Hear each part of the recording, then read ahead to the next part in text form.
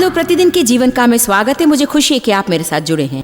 आज आपसे निर्णय लेने के विषय चर्चा करेंगे। आप जो प्रतिदिन निर्णय लेते हैं वो कितना महत्वपूर्ण है। बुद्धिमानी से चुनाव करने के कारण क्या आप किसी सिरदर्द को दूर कर सकते थे?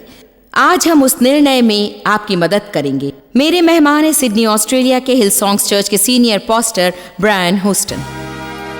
ब्रायन हुस्टन सिडनी ऑस्ट्रेलिया के 18,000 सदस्यता के बड़े सामर्थी कलीसिया के सीनियर पास्टर हैं। हिलसॉन्ग्स चर्च अपनी सामर्थी, स्तुति और आराधना के लिए विख्यात है और अपने साप्ताहिक टेलीविजन प्रोग्राम के लिए भी जो 180 देशों में देखा जाता है। 30 वर्षों से भी अधिक सेवकाई के अनुभव के साथ ब्रायन पूरे संसार में बहुत ही विख्यात वक्ता बन गए हैं। अद्भुत बात यह है, मसीह यीशु में हम सामर्थ तोड़ सकते हैं। ब्रायन, आपका स्वागत है। धन्यवाद, ये आनंद की बात है। आपको अमेरिका में कैसा लग रहा है? मुझे अमेरिका पसंद है। मैं बीते वर्षों में कई बार आया हूँ, लगभग 100 बार तो भी आया हूँ। ऑस्ट्रेलिया में लंबे समय तक रहा हूँ, परंतु यहाँ मुझे पसंद है। ब्रायन, मैं जानती हूँ कि आप चुनाव के विषय में अधिक सिखाते हैं और आपने बुद्धिमानी से चुनाव करने के बारे में किताब लिखी है। मैं चुनाव के विषय मजबूती से महसूस करती हूँ। चुनाव के विषय मेरी एक शिक्षा श्रृंखला, इसलिए मैं चाहती हूँ कि आज हम चुनाव के विषय चर्चा करें और कैसे लोगों को निश्चित करना होगा कि वे सही चुनाव करें। तो क्यों ना आप हमें चुनाव के विषय में आपके दिल में जो उसके बारे में बताएं। बिल्कुल सही। मैं सोचता हूँ कि जीवन एक निर्णय है, इसलिए हमारे निर्णय सच में हमारे जीवन पर प्रभाव डालते हैं। यदि हम बस अपने जीवन में सही निर्णय ले, हर रोज के निर्णय से लेकर जीवन में ऐसी जगह पहुंचते हैं जहां हम बड़े निर्णय ले लेते हैं, जीवन बदलने वाले निर्णय। और यदि हम इसे सही कर ले तो फिर मैं ये सोचता हूं कि ये आपको सच में दूर ले जाएगा, या आपको लूटेगा या जीवन बना देगा। तो सच में हमें व्यक्तिगत रूप में जिम्मेदारी लेनी चाहिए। हम बस आशा नहीं कर सकते कि सब सही काम करेगा, अपेक्षा नहीं कर सकते कि सब सही हो जाएगा। प्रतिदिन हम बहुत से निर्णय लेते हैं और वो बीज है जिसे हम बोते हैं, और बाइबल कहती है कि हम जो बोते हैं उसे ही काटेंगे। आपने कहा कि रोज के छोटे छोटे निर्णय से लेकर बड़े से बड़े निर्णय में हमें सही चुनाव करना है। तो आइए हम सच में व्यवहारिक हो जाएं। आप क्या सोचते हैं कि लोग रोज के ऐसे कौन से निर्णय लेते हैं और सही निर्णय लेने में चूक जाते हैं जो उनकी सोच से अधिक उन पर प्रभाव डालते हैं? हाँ, खैर मैं सोचता हूँ कि हम हर रोज जो निर्णय लेते हैं वो परमेश्वर के साथ हमारे संबंध से शुरू होता है, और हम उसे प्रतिदिन कैसे लेकर आते हैं ये उस पर है। मैं अनुमान लगाता हूं कि जब हम सुबह बिस्तर से उठते हैं तो आप अपनी सोच के विषय सही निर्णय लेना शुरू करते हैं, और जैसे उस दिन ठान लेते हैं जहां हम ध्यान देते हैं कि हमारे शब्द या क्रिया किसी बात की ओर है। सोचने के बारे में क्या बहुत से लोग हमें देख रहे हैं, शायद वो सोचते हैं कि उनकी सोच के विषय उनके पास कोई चुनाव नहीं, और आप कह रहे हैं कि हम क्या सोचे ये हम चुन सकते हैं। आप उस वचन को जानते हैं। मैं सोचता हूं कि हम सब उसे कहना पसंद करते हैं जो कहता है कि हम अपने सोचने के तरीकों को बदल दें, मन के नवीनीकरण के द्वारा बदल जाएं। यदि हम प्रतिदिन वह निर्णय ले कि हम उन बातों को ले जो परमेश्वर की बुद्धि के अनुसार है, और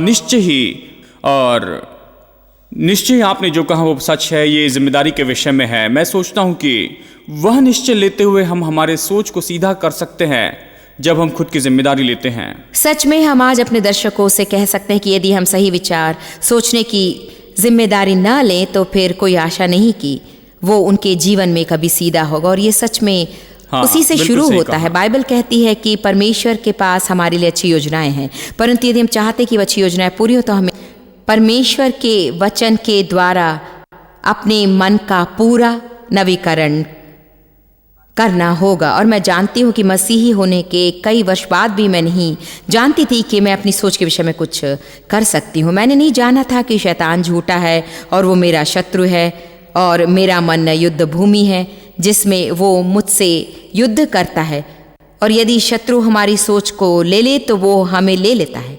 उसके पास हमारा जीवन है, उसके पास नियंत्रण है, परंतु जब हम हमारा मन परमेश्वर के वचन के द्वारा नया बनाते हैं, जैसे आपने कहा कि हमें जल्दी उठना है, परमेश्वर के वचन के साथ समय बिताने से शुरू करना है, उस दिन की सही शुरुआत करनी है। यदि सच में लोगों के पास सुबह समय नहीं तो उन्हें ये निश्चय शाम को करना चाहिए, या काम पर जाते वक्त रास्ते में अच्छी शिक्षा, अच्छे संगीत के टेप सुने। मैं सोचती हूँ कि एक और चुनाव में लोग गलत चुनाव करते हैं, वो है ठोकर खाना और क्षमाहीनता की भावना। ये कितना महत्वपूर्ण है कि हम ठोकर न खाने का चुनाव करें। वो सारी बातें तो वहाँ पर है। हम सबको मौका मिलता है कि चोट खाए, ठोकर खाए, लगभग हर एक दिन। तो मैं सोचता हूँ कि ये एक बार का चुनाव नहीं, ये हमेशा हमें करना है। सही कहा। हाँ, वो सारी बातें सच में असर डालती है कि व्यक्ति भीतर में कैसा है।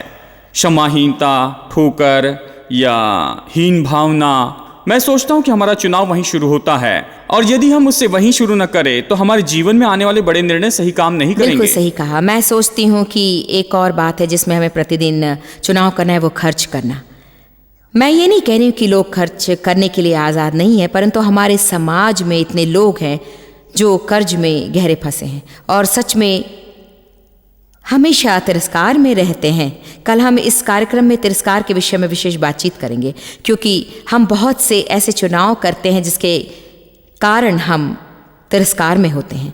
कई लोग खर्च करने के बारे में भावनात्मक होते हैं और वैसी वस्तुएं खरीदते हैं जो उनकी क्षमता से बाहर है या उसकी उन्हें सच में ज़रूरत नहीं है। हम कहते हैं कि अक्सर बहुत से लोग कर्जे में होते हैं, वे जिन्हें पसंद नहीं करते उन्हें प्रभावित करने के लिए वस्तुएं खरीदते हैं। ये तो मानो हमारे समाज में एक प्रकार का रोग है। क्या आप इसे ऑस्ट्रेलिया में भी देखते हैं कि सच में लोग बहुत ही बड़े कर्जे में डूबे होते हैं? हाँ, बाइबल कहती है समझ तेरी देखभाल करेगी, ये नीति वचन 2:10 में है। मैं बताया कि समझ का मतलब है अच्छा स्वाद और अच्छी बुद्धि। अक्सर लोगों के पास में अच्छा स्वाद होता है, वे ऐसी वस्तुएं खरीदते हैं जो उनकी क्षमता से बाहर होती है, और कई बार उनके पास में देखा जाए तो अच्छी बुद्धि होती है, और यदि आप उसे पसंद करें तो सच में आरामदेह होते हैं। मैं सोचता हूँ यहाँ पर सही चुनाव करें, एक एक कदम लेकर हम आगे बढ़ें। ये भंडारीपन ले रहे हैं और विश्वास काम करता है। कुछ लोगों के लिए विश्वास तो बस खर्चा करना है और कुछ लोगों के लिए जमा करके रखना है, परंतु संतुलन रखना सही चुनाव है, तो आगे बढ़ेंगे। तो अच्छे स्वाद और उत्तम बुद्धि का उदाहरण ये हुआ कि मानिए यदि कोई जाकर सबसे महंगी कार खरीद लाते हैं, एक बहुत ही अच्छी स्पोर्ट्स कार लाते हैं और सब लोग उसकी सराहना करते हैं, तो उनका स्वाद तो अच्छा है परंतु उनके पास उत्तम बुद्धि नहीं। बिल्कुल सही। हाँ, वे वहाँ ऐसी कार लेकर आ जाते हैं। हम कार के किसी ब्रांड का नाम नहीं लेंगे। वे कार चलाने से डरते हैं, उनके पास उत्तम बुद्धि है परंतु स्वाद नहीं। पैसा खर्च करने का भी समय होता है। मुझे याद है पैसा खर्च करने के विषय मेरे जीवन में बहुत ही डर था, डेव, और मुझे एक नई कार की ज़रूरत थी और वो कार जो मुझे सच में बहुत ही पसंद थी, हम उसे ले सकते थे, परंतु मैं जो कीमत देना चाहती थी ये उससे ज़्यादा कीमत की थी। मेरे जीवन में उस समय परमेश्वर मुझे सिखाना चाहता था कि वो मेरे मनोरथों को पूरा करना चाहता है, परंतु मुझे वो लेने की इच्छा रखनी है। मैं जो चाहती थी उससे सस्ती कार खरीदना चाहती थी, और यदि मैंने वो किया होता, हर समय जब मैं वो कार देखती मैं शायद कुछ निराश हो जाती। मेरे पति ने मुझे सच में उत्साहित किया कि जॉयस, तुम वो ले सकती हो, तुम्हें जो कार पसंद है तुम वही खरीदो। मेरी नौकरी में मेरी तनख्वाह उसी समय बढ़ी थी और डेव ने सच में महसूस किया कि परमेश्वर ने मेरी तनख्वाह इसलिए बढ़ाई कि मैं अच्छी कार ले सकूं, परंतु मैं हमेशा अपनी देखभाल करने की आदत थी। मैं जो चाहती थी उसमें मैं खुद को धोखा देती और उन पैसों को बैंक में बचत करके रखती ताकि मुझे परमेश्वर या किसी और पर आधारित रहने की ज़रूरत ना पड़ सके। ये मेरे लिए विश्वास का बड़ा कदम था कि मैं उस समय आगे बढ़कर वो पैसा खर्च करूं, और जब हमने वैसा किया, और जानते हैं ब्रायन, कुछ अलौकिक रूप में हुआ और मेरी तनख्वाह एक और बार बढ़ी, जो कि उतनी ही राशि थी जो मुझे उस कार के लिए अधिक देनी थी। इसलिए हम कभी ये नहीं कहना चाहेंगे कि पैसा खर्च करने का समय कभी नहीं आता है, क्योंकि अक्सर पैसा खर्च न करने की बजाय पैसा खर्च करने के लिए अधिक विश्वास लगता है। परंतु जो आपके पास नहीं उसे खर्च ना करें या कार्ड पर ना जिए, नहीं तो आप कल की संपन्नता को आज ही खर्च कर देंगे। ब्रेक में जाने से पहले बताइए कि क्या कोई और व्यवहारिक उदाहरण है? बस एक और व्यवहारिक उदाहरण कि जीवन के प्रतिदिन में लोग चुनाव का सामना कैसे करते हैं। हाँ, मैं सोचता हूँ कि घर, परिवार, विवाह और संबंध, हमें हमारी मनोदशा को चुनना है। हमें यह चुनना है कि हम हमारे जीवन साथी के जीवन में क्या निवेश करेंगे। जीवन चुनाव से भरा हुआ है। आज चुनाव के बिना हम कहीं नहीं जा सकते हैं। क्या मैं मुस्कुराऊंगा या मैं बस ऐसे ही कुछ करूंगा?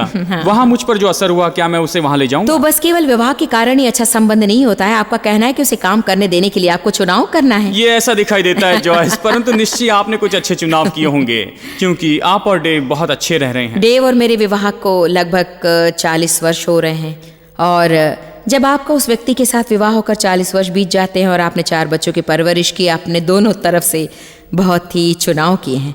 जानते हैं, शायद आप इस वक्त चौराहे पर खड़े हों। आप कौन सी ओर मुड़ेंगे? हमारे साथ बने रहें और इस ब्रेक के बाद हम चर्चा करेंगे कि आपके जीवन के महत्वपूर्ण चौराहे पर सही चुनाव करें और वो कैसे करें।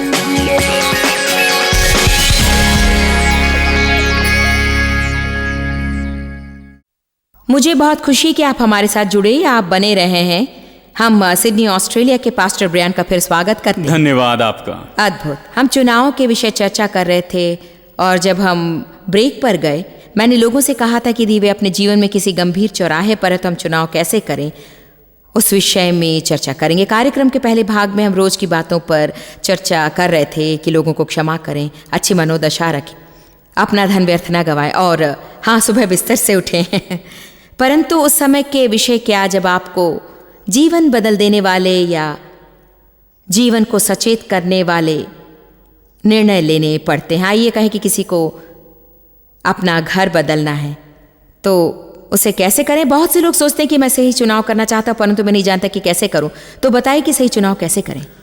मैं सोचता हूँ कि वहाँ पर तो बहुत अद्भुत है। आपको उसे परमेश्वर के सामने रखना चाहिए और आपको परमेश्वर की बुद्धि खोजनी चाहिए। परंतु मैं सोचता हूँ कि लोगों को बस अपने बारे में सोचना बंद करना चाहिए। उनको बड़े प्रभाव के विषय में सोचना चाहिए, वो प्रभाव जो उनके आत्मिक जीवन पर प्रभाव डालता है। स्थानिक पास्टर होने के नाते मैं हमेशा लोगों से मिलता हूँ और लोग मुझसे कहते हैं कि हमने घर बदला है, कलीसिया नहीं जा पाते। मैं सोचता हूँ, घर बदलने के पहले आपने ये क्यों नहीं सोचा है? लोग शांत जीवन चाहते हैं, छोटी सी झील और थोड़ा शांत जीवन चाहते हैं, परंतु सच में ये नहीं जान पाते हैं कि ये उनके बच्चों पर असर डालेगा। और या क्या वहां उनके सहभागी होने के लिए कोई अच्छी कलीसिया है? हाँ, बिल्कुल सही। कई बार मैं देखता हूँ कि लोग अपने बच्चों को यूथ ग्रुप में से निकाल लेते हैं और उन्हें उस स्थान पर ले जाते हैं जो शायद सस्ती हो या वहाँ घर की कीमत कम हो, परंतु वो सच में उसके परिवार पर होने वाले प्रभाव के विषय में नहीं सोचते हैं। मैंने एक अद्भुत कहानी सुनी है और मुझे नहीं मालूम कि मैं सारा विवरण सही बता पाऊंगी या नहीं, परंतु ये ऐसी बात है जो सच में हुई है। एक व्यक्ति था जो अमेरिका किसी राज्य में अपने परिवार के साथ रहता था और वे एक अद्भुत कलीसिया के सदस्य थे। उनके बच्चे आत्मिक रूप में बढ़ रहे थे। उनका और उनकी पत्नी का सुखी वैवाहिक जीवन था और वे सब कलीसिया के भाग थे। इस व्यक्ति का एक अनजान रिश्तेदार था, कोई दूर का रिश्तेदार, जिसने इनके लिए इंग्लैंड में बहुत बड़ी जायदाद छोड़ रखी थी। मानो बहुत सी जायदाद, मतलब मानो एक किला जिसकी सच में बहुत ही कीमत थी। परंतु मृत्यु पत्र में उसे पाने का एक ही मार्ग था कि वो इंग्लैंड में जाए और वहीं पर रहे। ये अब उनके हाथ में था कि वो चाहे तो जाकर वहां रह सकते थे, परंतु वो उसे बेच नहीं सकते थे और ना ही कुछ और कर सकते थे। तो जैसे उन्होंने प्रार्थना की और इस विषय गंभीरता से सोचा, वो वहां गए और वहां आसपास में कोई कलीसिया नहीं थी। सुंदर जगह थी, बहुत ही कीमती, और मैं सोचती हूँ कि उसके साथ विरासत में धन भी आया था, परंतु केवल तब ही जब वो वहाँ जाते और उस ज़मीन पर रहते। दूसरे शब्दों में उनके रिश्तेदार ने उनके लिए काफ़ी धन रख छोड़ा था कि वे अच्छे से रहें और बाकी सब कुछ हो, परंतु उन्हें उस जगह रहना था क्योंकि वो अपने परिवार को छोड़ना नहीं चाहते थे। इस व्यक्ति ने प्रार्थना करने के बाद महसूस किया कि ये अधिक महत्वपूर्ण है। उनके बच्चों का और परिवार का आत्मिक जीवन इन सब वस्तुओं से महत्वपूर्ण था, तो उन्होंने वो सब छोड़ दिया। उन्होंने उसका बलिदान किया और कहा, मैं नहीं जाना चाहता क्योंकि मैं वहीं रहना चाहता हूँ जहाँ मेरे बच्चे आत्मिक नींव प्राप्त कर सकें। किसी ने 100 वर्ष बाद इस व्यक्ति के पीढ़ी के बारे में देखा और सच में उसके परिवार में से बहुत से लोग पूरे समय की सेवकाई में गए थे, डॉक्टर थे और वे वकील बने, और ऐसे बहुत से लोग आए जिन्होंने संसार को अच्छे के लिए बदल दिया था।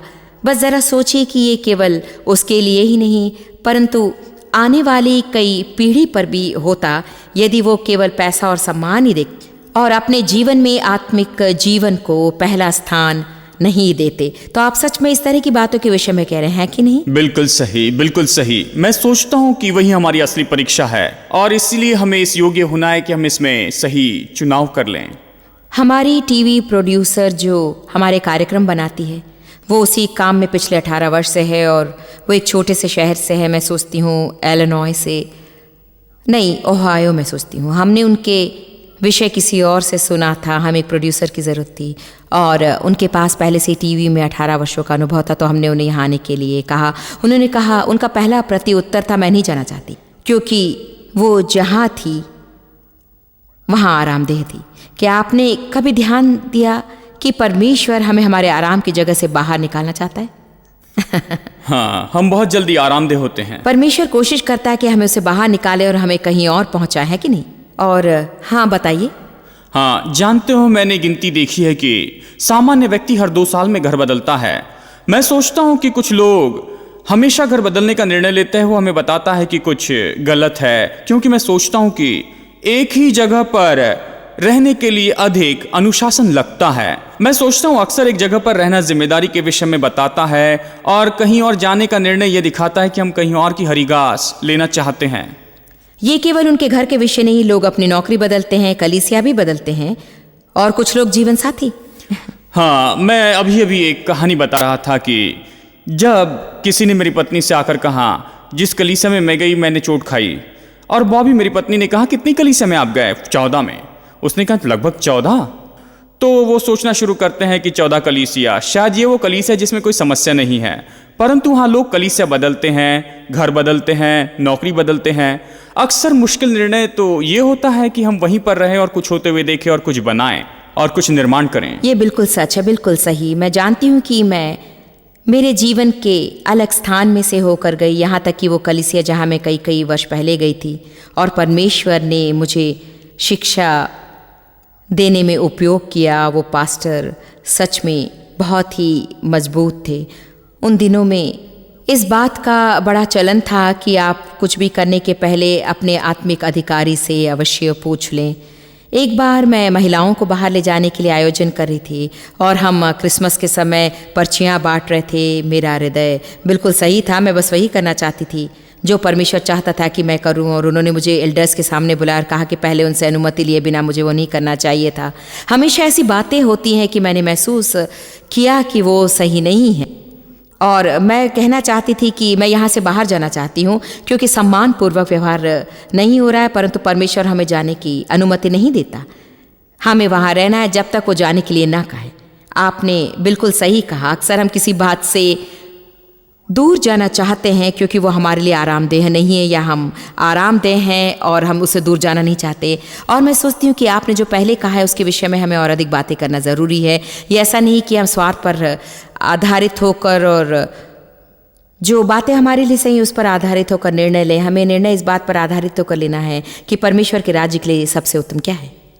बिल्कुल सही। मैं सोचता हूँ कि जब आपने कहा था कि आप उस कलीसिया में थी जहाँ एल्डर्स इकट्ठे हुए थे, और वे सच में आपको बता रहे थे कि आपको क्या चुनाव करना चाहिए, पास्टर होने के नाते मैं सोचता हूं कि हमें उसका उल्टा करना चाहिए। मैं सोचता हूं कि हमें लोगों को अपना चुनाव करने की सामर्थ्य देनी चाहिए। बिल्कुल मैं सोचता हूं कि लोगों पर नियंत्रण करना सच में उन्हें चुनाव करने में सामर्थ्यहीन बनाना है।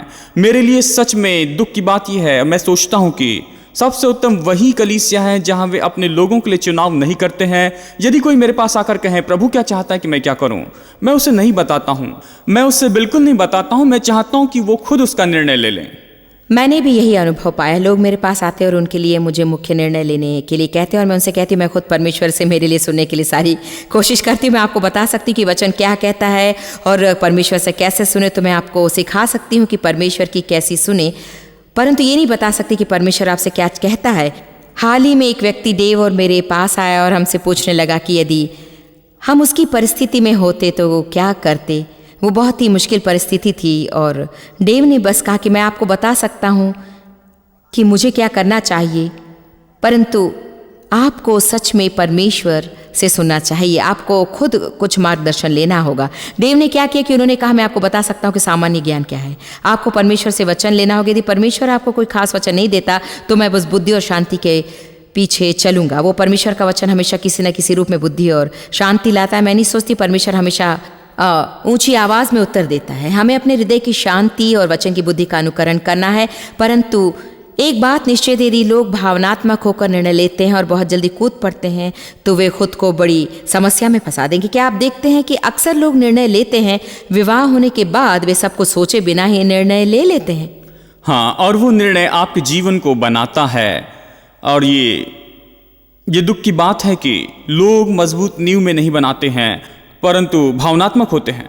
प्रभु की ओर से वचन यहाँ तक कि कई बार उनमें सच में कोई भी सामर्थ्य नहीं होती है। और मैंने अपने जीवन में देखा है कि कई बार हम प्रभु की ओर से वचन प्राप्त करते हैं कि हमें क्या करना चाहिए, और ये ऐसा नहीं होता है, प्रभु ये कहता है, ये ऐसा है, मैं ये खुद से कहता हूँ क्योंकि मैं यही चाहता हूँ, मैं अंत में वही करता हूँ। 1 मिनट के लिए मेरे प्रोड्यूसर की ओर वापस चले, क्योंकि मैं सोचती हूँ कि उनकी कहानी सच में उत्तम है। जब हमने पहली बार उन्हें नौकरी के लिए कहा तो वो आना नहीं चाहती थी और न प्रार्थना करना चाहती थी। आपको शायद उन्हें अधिक पैसा देना था। अक्सर यदि हम सच में कोई बात करना नहीं चाहते हैं तो हम उसके विषय प्रार्थना भी नहीं करना चाहते हाँ, कि ये जाने कि परमेश्वर चाहता है या नहीं, क्योंकि हमने अपने मन में ठान लिया है कि हम क्या करना चाहते हैं। इसीलिए किसी भी विजय का पहला कदम तो प्रार्थना और परमेश्वर को खोजना है और उस निर्णय के विषय में स्वार्थी और आत्म केंद्रित नहीं होना है। हमारे प्रोड्यूसर के पति ने कहा कि क्या तुम सोचती हो कि हमें इसके विषय में प्रार्थना करनी चाहिए। उन्होंने उसे किया और फिर उसने मेरे कॉन्फ्रेंस में आने का निर्णय लिया और पहली रात उसने फिर भी महसूस किया नहीं, परंतु उसने कहा दूसरी रात ये मानो परमेश्वर ने मुझसे कहा और मैंने जाना। उससे ऐसी बात नहीं कि उसने कुछ आवाज़ सुनी, परंतु वो जानती थी, वो तो अपने हृदय में जानती थी कि उसे वही करना है। परंतु वे उस जगह को छोड़कर यहाँ आए। कुछ समय के लिए मुश्किल था, क्योंकि उन्हें कुछ समय लगा कि वे नए मित्र बनाए और बच्चियाँ स्कूल में दाखिल हो जाएं।